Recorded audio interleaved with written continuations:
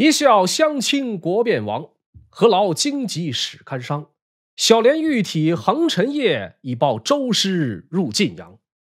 这是唐代诗人李商隐所作的怀古诗《北齐二首》之一。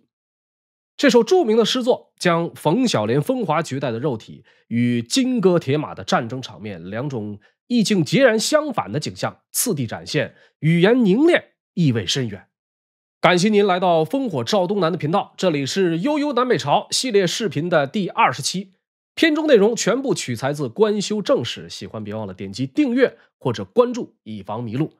水平有限，但愿江山父老能容我，无论点赞还是转发，都是您对我的莫大支持，在此向您表示衷心的感谢。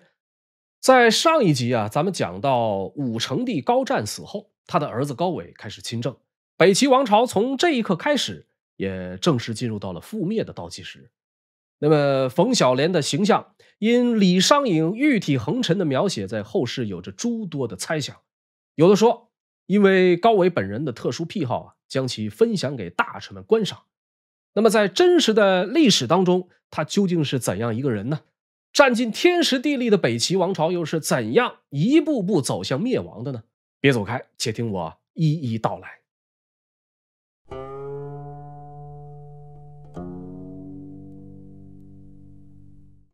几年前有部庄古剧《陆贞传奇》，编剧以北齐历史为背景进行创作，播出以后是大火特火，捧红了一波人。实话实说，我没看过，因为要讲这段历史，所以去了解了一下《陆贞传奇》。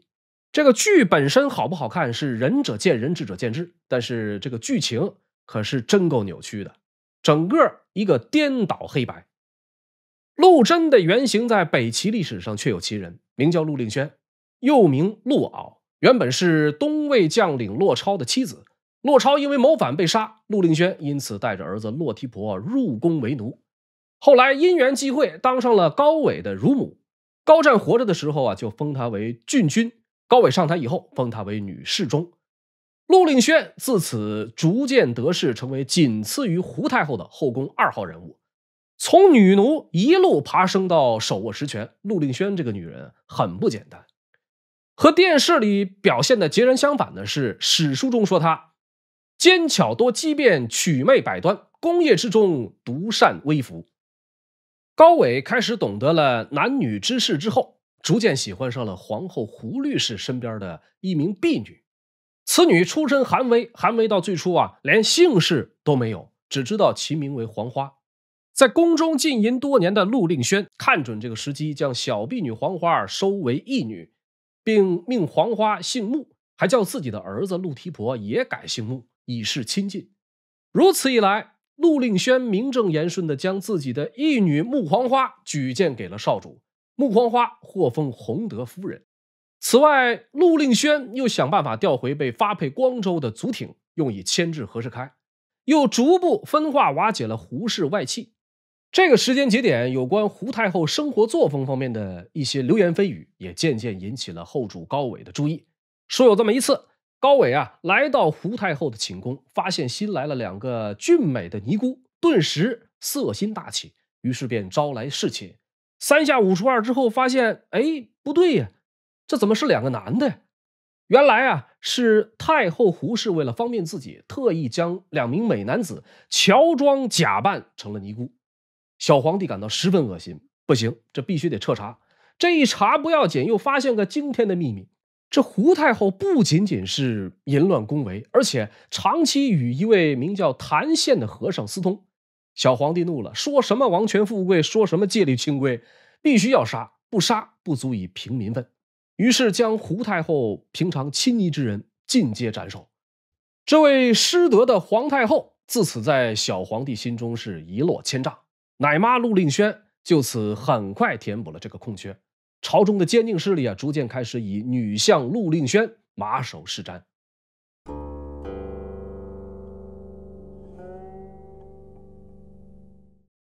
史书记载，北齐后主高纬弟少美仪容，是武成皇帝高湛的长子。他的母亲胡氏怀他前曾梦见在海上坐浴盆，日入群下。高纬出生在天宝7年5月初5，古人认为啊，5月初5是一年中晦气最盛的恶月恶日。高纬有一个同年同月同日生的哥哥，名叫高绰。高纬是胡太后所生的嫡子，高绰呢是李氏所生的庶长子。长大之后的高绰有一个特殊的癖好，他爱好养波斯犬，并喜欢把人扒光了画上兽形，纵犬视而食之。有这么一天，高绰在路上走着，遇到一个妇人抱着小孩，对方为他让路，他一把人孩子夺过来喂了狗。妇人嚎哭悲痛欲绝，高绰又放狗去咬着妇人。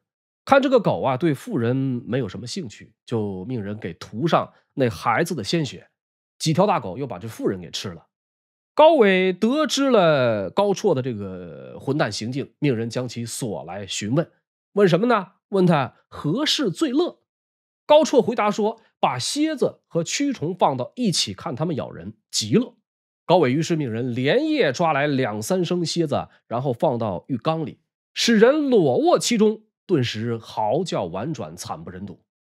高纬、高绰兴奋不已。高纬还说啊，如此乐事，何不早迟议奏闻？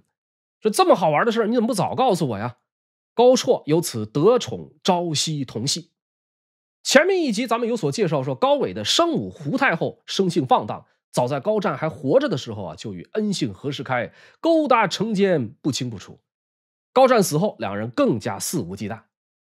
少主高纬有一个同母弟，名为高衍，长到10几岁的年纪啊，听说何世开跟自己的母亲不清不楚，这位小王爷内心极为反感，又刚好是血气方刚、容易冲动的年纪，于是矫诏蒙骗当时的领军大将军舍弟夫连，把何世开抓到御史台给斩了。随后又带着3000多人把皇宫给围了，以何世开意欲谋反为说辞，并希望高纬把陆令轩也交出来。双方焦灼之际，都派出使者，打算请老将胡律光出来站队。胡律光得知高衍杀了何世开，朗声大笑道：“龙子所为果然不似凡人。”随后胡律光出面为这哥俩调停。老将军挽着高衍的手，硬把他拉到高纬面前，亲自求情，说：“琅琊王年少，肠肥脑满，轻微举措，长大自不复然，愿宽其罪。”高纬亲以刀环乱敲高衍便头，以示惩戒。碍于胡律光的情面，当场便放了高衍，而跟随高衍起事的一众党羽则全部被肢解斩杀。这一场内乱看似就这样消弭于无形，其实才刚刚开始。在之后几个月的时间里，胡太后经常把高衍安置在自己的宫中，所有饮食都要自己先尝过之后才让他用，生怕一不小心高衍就被人下毒。胡太后的担心并非多余，高衍在风波中没有杀得了陆令轩，最终却被陆令轩反咬一口。那场风波之后没多久，陆令轩就劝说后主高纬说：“人称琅琊王，聪明雄勇，当今无敌，观其根表，殆非人臣。自专杀以来，常怀恐惧，以早为计。”恩姓何鸿禛等人也都力主杀掉高衍。高纬一时之间犹豫不决，于是把祖挺接来宫中问计。祖挺只给他举了2个历史上类似的例子，一个是周公杀管叔，一个是季友救庆父。高纬由此下定决心要诛杀高衍。这年9月里的一天，高纬亲自与胡太后打招呼，说明儿一早啊，我们兄弟俩要出去打猎，会早去早回的。到了夜里4更天，高纬命人来召高衍，高衍迟疑未定。陆令轩在边上就说兄长唤你而何不去啊？于是高衍只好跟着去了。走到永巷，躲在暗处的刘桃枝猛地窜了出来，一把抓过高衍，反剪双手。高衍大叫着要求要面见兄长和太后。刘桃枝跟没听见一样，用衣袖塞住他的口，把袍子翻过来蒙住他的头，一路抱到大明宫，随即将其杀死。不脱鞋袜给裹了个席子，草草的就给埋了，时年14岁。早些时候在邺北城有座白马佛塔，是当年后赵武帝石虎为得道高僧成功所建。高衍想要对其进行修缮，有人找到高衍说，若动此浮屠，北城就要失去主人。高衍没当回事，继续修缮。颇至第2集，一条长约数丈的大白蛇窜了出来，眨眼的功夫就消失不见了。数旬之后呢，高衍就败亡了。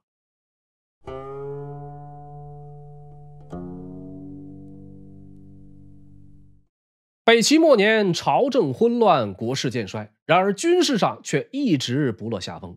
之所以能维持住这种局面，主要仰赖2位名将苦苦支撑，一位是段韶，一位是胡律光。在段韶病逝之后，胡律光的地位显得越发重要。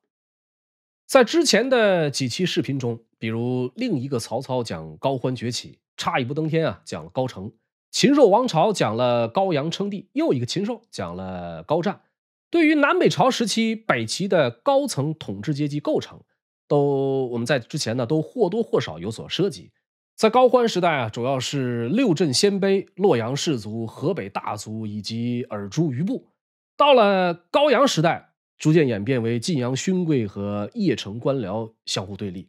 到了高演上位，以晋阳勋贵占据上风。高湛登基之后呢，打压宗室和勋贵。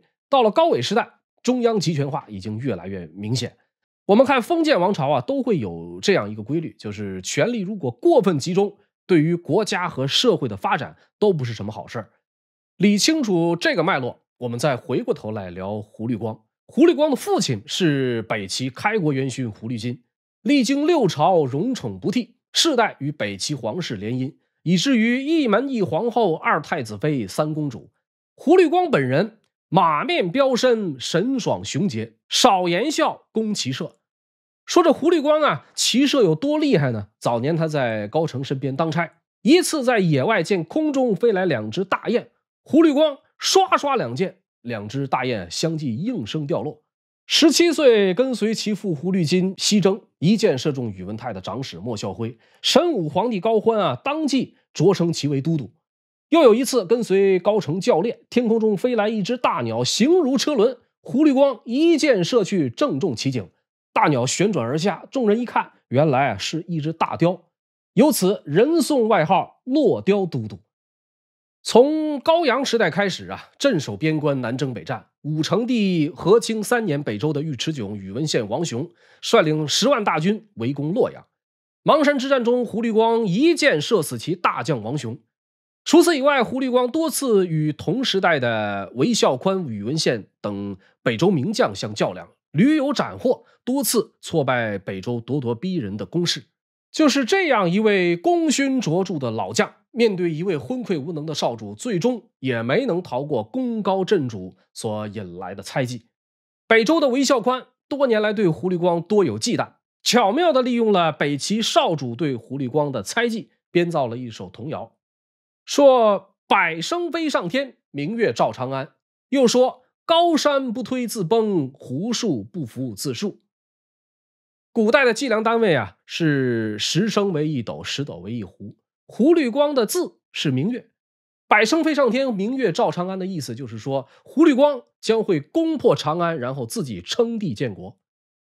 高山不推自崩，胡树不服自树，则更显而易见地表露出高家将要分崩离析，胡律氏将会取而代之。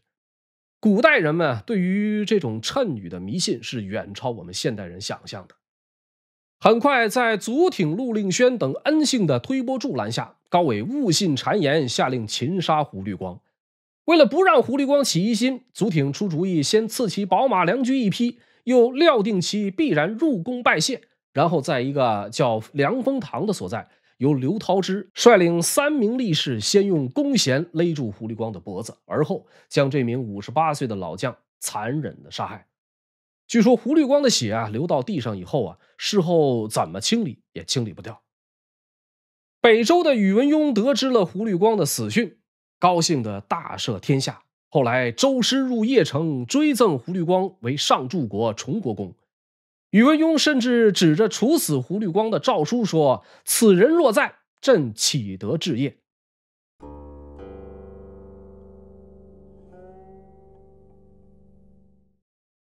胡律光死后不久，皇后胡律氏被高纬废为庶人，令其出家为尼。胡太后顺势将其侄女扶上了皇后的位子。2个多月以后，胡皇后得了一场怪病，旬朔之间，胡后遂精神恍惚，言笑无恒。高纬将陆令轩的义女穆黄花立为右皇后。不久后，陆令轩从中使坏，高纬废胡后为庶人，出身贱婢的穆黄花从此成为唯一的皇后。陆令轩获封太姬，是第一品位在长公主之上。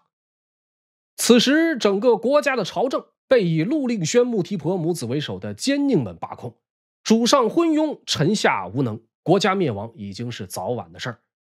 史书当中记载为官由财尽，欲以会成，诸公奴婢阉人商人胡户杂户歌舞人见鬼人滥得富贵者将万数，数姓封王者百数，不复可计，开府千余，仪同无数，甚至连皇帝养的御马和鹰犬也都获封仪同郡君之号。可是对于真正的国之栋梁，比如胡律光、高睿等人，却被毫不留情的大肆诛戮。武平4年3月，南陈北周达成共同伐齐的意愿，陈宣帝陈顼以吴明彻为帅，统兵10万过江北伐。很快北齐的寿阳失陷，整个淮南进入敌手。胸无大志的高纬眼见自家土地遭人大肆掠夺，最终选择偏安一隅，不管不顾。就在齐军前线大败尽失淮南的同时，时任太保北齐仅存的一位名将兰陵王高长恭被其堂弟高纬赐死。您或许和我一样，起初会对后主高纬的昏庸大惑不解，明明是不算太差的一手牌，怎么就非得朝着作死的边缘疯狂试探呢？其实相比之下，高纬远没有高湛高阳那么残暴，他的昏庸属性多半是因为父母品行不佳，打小娇惯奢靡，长大后身边亲信大多都是奸佞小人，以至于贪图享乐，优柔寡断，不辨忠奸。高纬的日常喜好与刘宋的前废帝刘子业、后废帝刘裕多少有些相似之处，爱好戏曲，自己原创过一首无愁之曲，常在后宫开小型演唱会，自弹自唱，然后让数百人与之相合。高纬还喜欢 cosplay 玩模拟人生，好日子过多了，就总想体验一下穷人的日子，于是就在皇宫找一处地方，原本可能是富丽堂皇的这么一处所在，改建成贫寒村庄的样子。高纬本人呢，穿上不知哪儿淘弄来的破衣烂衫，然后沿街乞讨。又或者换个剧本，改成民间集市，高纬打扮成小商小贩，亲自摆摊叫卖。再有找一伙人穿上黑衣，以为枪兵，自己率领宦官侍从互相攻伐。和他的父祖一样，高纬也喜欢漂亮女人，但是对于美好肉体的追求并没有像前人一样有任何不良倾向。咱们开头说到冯小莲的那句诗，小莲玉体横陈夜，以报周师入晋阳，后世有人曲解为说高纬将冯小莲与他人分享。我们本着实事求是的原则去探究，会发现李商隐所写的玉体横陈其实是引用了战国时期楚国宋玉的典故。冯小莲其人，慧侠，能弹琵琶，工歌舞。穆黄花原本是胡律皇后的婢女，冯小莲呢原本是穆黄花的婢女。感情高纬这位领导是尤其擅长深入底层挖掘人才。冯小莲得宠不久，被封为淑妃。高纬随时都带着这位冯淑妃，二人出则并马，坐则同席，并互许海誓山盟，生死不离。可是后来发生的一些事情让这句誓言最终事与愿违。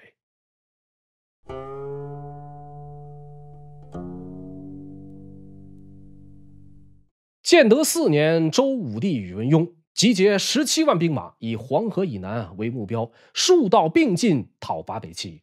不巧的是，大军刚刚抵达河阴，宇文邕就患了重病，口不能言，脸垂覆目，不复沾事，一足短缩，又不得行，有点类似现在那种中风的那种症状。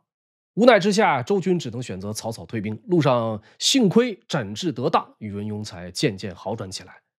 河南就像对北周施了魔咒，从宇文泰到宇文护再到宇文邕，无一例外，要么无功而返，要么是大败亏出。回到长安后，经过长期的反思谋划，在第2年的冬天，宇文邕再次举兵伐齐。这次他选择远离河南这片伤心地，转而从河东直扑北齐重镇晋州。晋州又叫平阳，也就是今天的山西临汾。大军抵达晋州之后，宇文邕亲自督战，日夜不停地围攻晋州。很快这晋州就挺不住了，接连派人快马加鞭地向朝廷求援，10天的时间里却毫无音讯。城中窘急的状况下，骑将侯子清出城降州，刺史崔景松乘夜请降，约为内应。很快守兵大溃，晋州城破，邢台仆射玉相贵以及8000甲士被俘。这个时候高纬在哪儿呢？他正领着冯小莲在晋阳北边的祁连池游宴会猎。晋州告急的文书从早到午接连送来了3次。右丞相高安纳公见高纬正玩得起劲，就说官家正为乐，边壁小小交兵乃是常事，何急奏闻？边境告急，根本无法奏报到高纬面前。到了这一天的晚上，又有使者来报说平阳已陷。高安纳公这才奏报高纬得知。后主准备即刻起身，冯淑妃却说官家勿去，请更杀一围。为了照顾爱妃的情绪，高纬不惜贻误战机，留下来与美人相伴。等到高纬领着10万大军赶到晋州救援的时候，宇文邕选择避其锋芒，以大将梁师彦领精兵1万据守晋州，又命宇文宪统领6万主力屯扎在宿川，宇文邕领兵赶回长安。攻守易势，这回轮到齐军攻打周军防守。战争进行到焦灼状态，城中楼叠俱进，崩灰之处或短兵相接，或骄马出入，众皆危惧。周将梁师彦慷慨自若，对众将士说：“死在今日，我为尔先。”周军将士由此勇烈其奋，击退齐军。北齐这边眼见敌军勇猛，开始转而以地道攻城。这一招很快奏效，一段城墙轰隆隆的随之倒塌。就在齐军将士们准备从缺口冲进去的时候，一旁观战的后主高纬及时喊了卡。他深切地认为，在这样一个具有十足历史意义的时刻，很有必要叫来爱妃冯小莲一同观赏。于是命人去请冯小莲。听闻皇帝要让自己在3军将士面前露脸，马上对镜装点。要说这北齐第一美妆博主，一定非冯小莲莫属。经过了一番精心打扮，人间尤物冯氏小莲于晋州城外万千甲士注目下闪亮登场。可就在他姗姗来迟的这个空档，周军已经竖起了一道道木山，重新将城墙的缺口堵了个严严实实。唯一的一次可以收复晋州的机会，就这样被高纬、冯小莲这一对活宝完美错过。晋州城久攻不下，冯淑妃听闻城西有一处圣人遗迹，便想前去瞻仰。可是到城西需要过桥，高纬生怕城上工事伤及美人，特意抽调工程人员物资，连夜赶造河桥一座。因为时间仓促，新桥的质量堪忧，高纬和冯淑妃在过桥的时候桥体突然损坏，一行人当天折腾到深夜才回到大营。这个时候，周武帝宇文邕已经回到长安，得知晋州告急，只休整了几日，他便重新领兵杀回晋州。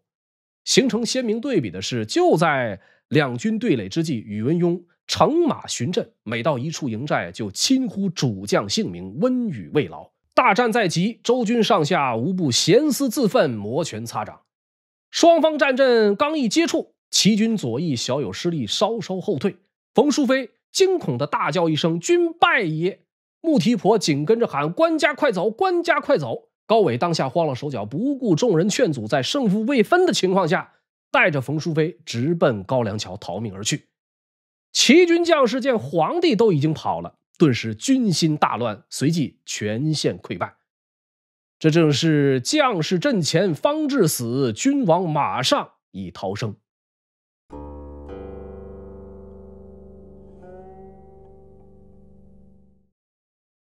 平阳之战以齐军大败告终，北齐这边唯独安德王高延宗所部全军而还。高纬带着冯淑妃跌跌撞撞刚刚跑回了晋阳，周武帝亲率大军已经过了汾水关的战报，就送到了他的面前。后主忧惧不知所为，于是提议留安德王高延宗留守晋阳，他自己向北朔州去躲避。如果晋阳不守，就去投奔突厥。群臣皆以为不可，极力反对。晋阳从尔朱荣时期开始就一直是军事重镇，又历经高家几代人的苦心经营，可以说是固若金汤。只要上下一心，足可以与宇文邕周旋一番。只可惜摊上高纬这么一个熊包。从平阳一路逃回晋阳的凶险早已吓破怂人胆。别人再多苦劝都已经无济于事。很快，周军势如破竹，宇文邕的大军出现在了晋阳城外。后主高纬当即下诏，以安德王高延宗为相国、并州刺史，将守卫晋阳的重任交给了这位堂兄，并说：“并州兄自取之，我今去矣。”高延宗说：“陛下为社稷主，不可轻动。臣为陛下出死力战，必能破之。”可是高纬去意已决，当夜斩五龙门而出。本来想奔着突厥逃窜，从官皆散，不得已又逃往邺城。穆提婆投降了周军，太姬陆令轩自杀身亡。